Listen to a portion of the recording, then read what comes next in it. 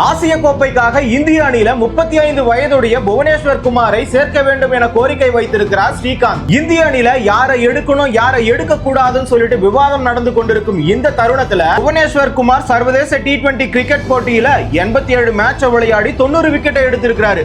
இதுல அவருடைய எக்கனாமி 6.96 மட்டுமே. அதுவும் இல்லாம அவர் இந்தியாவுக்காக கடைசியா விளையாடின சர்வதேச T20 போட்டி நவம்பர் 2022 ஆண்டு. இப்படி ஒதுக்கப்பட்ட அவர் 2025 IPL சீசன்ல 14 போட்டிகள்ல 17 விக்கெட்டை கைப்பற்றி இருக்கிறார். குறிப்பா இறுதி போட்டியில 38 ரன்களை விட்டு கொடுத்து முக்கியமான 2 விக்கெட்டுகளை எடுத்திருக்கிறார்.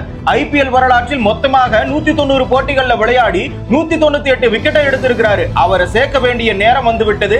சில ஆண்டுகளாக அற்புதமாக பந்து வீசி வருகிறார். 2022 T20 உலக கோப்பை போட்டி அரையிறுதியில் அவர் சரியா பந்து வீசவில்லை என்பதற்காக அவர் அதோடு இந்திய அணியில் இருந்து நிராகரிக்கப்பட்டார். ஏன் தொடர்ந்து வாய்ப்பு மறுக்கப்பட வேண்டும்? அவர் புதிய பந்தை பயன்படுத்தி எதிரணியை திணறடிக்கக்கூடியவர். ஆகையினால இந்திய அணியில புவனேஸ்வர் குமாருக்கு வாய்ப்பு வழங்க வேண்டும் என கோரிக்கை வைத்திருக்கிறார். ஸ்ரீகாந்த் சொன்ன மாதிரி புவனேஸ்வர் குமாருக்கு ஆசிய கோப்பையில இந்திய அணிக்காக வாய்ப்பு அளிக்கணுமா வேண்டாமான்னு சொல்லிட்டு நீங்க கமெண்ட்ல சொல்லுங்க.